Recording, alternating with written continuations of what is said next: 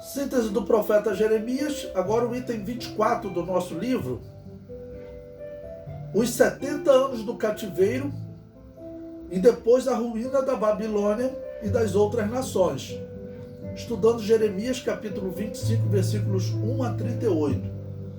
O versículo 11 diz: estas nações servirão ao rei da Babilônia 70 anos. Este texto de Jeremias estava sendo estudado por Daniel quando se completaram os 70 anos. E Deus revelou a Daniel as 70 semanas. O segundo livro de Crônicas confirma essa profecia de Jeremias. Segundo Crônicas 36, 21, nos diz: para que se cumprisse a palavra de Yahvé pela boca de Jeremias, até que a terra se agradasse dos seus sábados, todos os dias da desolação repousou, até que os 70 anos se cumprissem. Então veja, para que a terra se agradasse dos seus sábados. Então o que está sendo dito também é que Deus havia dado ordem para que de 7 em 7 anos a terra tinha que descansar um ano. Então Israel deveria trabalhar 6 anos na terra e no 7º ano eles não plantavam nada. Como que eles faziam para não passar fome? Era simples. Dividia-se a terra em 8 pedaços, você plantava sempre em 7 pedaços e deixava um descansando. Esse que descansou esse ano será plantado no ano que vem e outro descansará. Então você estará sempre trabalhando 7 partes da terra e 1/8 estará descansando. Tá bom? Então com isso você consegue fazer a terra descansar pelo menos de 7 em 7 anos. Israel não fazia isso, tá ok? Bom, essa profecia de Jeremias parece que o faz voltar ao ano 609, ainda no governo de Jeoaquim, ou no ano 605, quando de fato começa o cativeiro. E Jeremias anuncia então 70 anos de cativeiro, que resultaria no ano 536 a.C. E é ali próximo do ano 536 que Daniel é revelado, porque é no ano 1 de Dario. Daniel chegou à conclusão: olha, o cativeiro acabou, porque ele viu que a profecia de Jeremias dizia que eram 70 anos de cativeiro. Então ele falou: olha, pelo tempo corrido, que Jeremias teria começado a profetizar em 609 ou 605, então o retorno seria em 539 ou 536. E o cumprimento, o início do cativeiro se deu no ano 605, né? Porque diz lá, por exemplo, vamos dar uma lida aqui no livro do profeta Jeremias, no capítulo 25, versículo 1,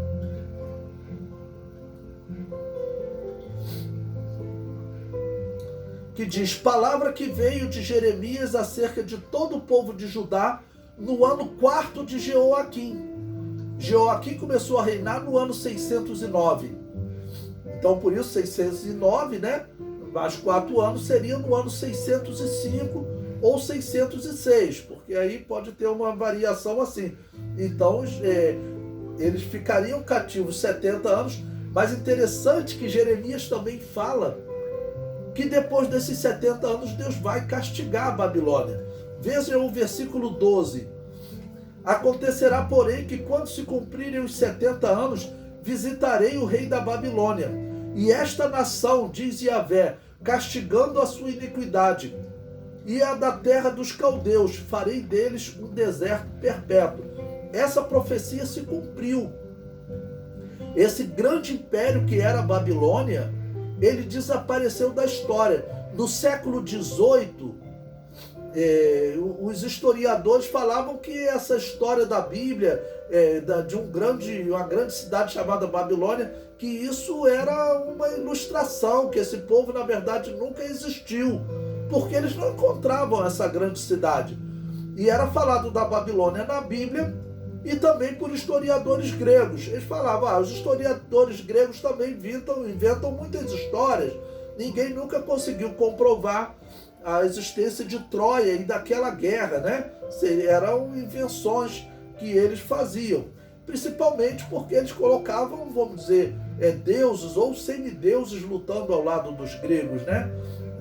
Aquiles era um semideus, era filho dos deuses, então eles falavam, isso aí é tudo invenção. Até que no século XIX, os arqueólogos encontraram a cidade de Babilônia.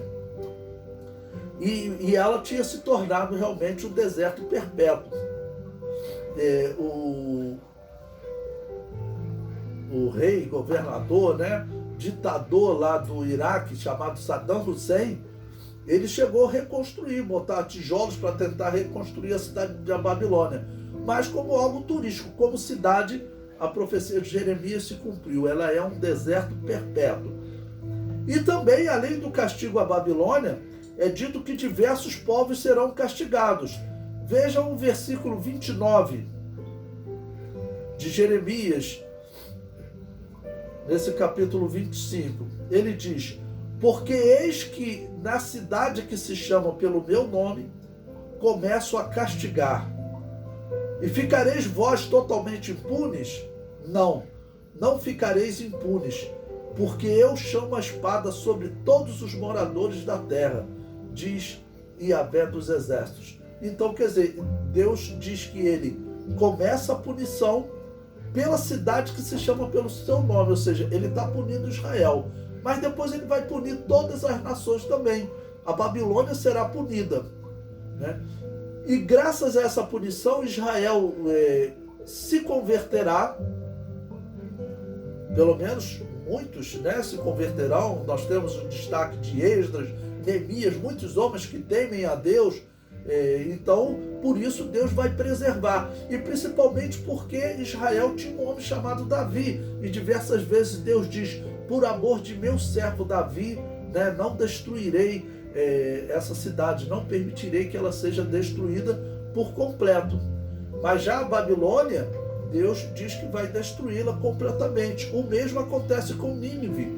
Os historiadores e os arqueólogos pensavam que aquela era uma obra de ficção, mas no século XIX eles também encontraram a cidade de Nínive e ficou provado.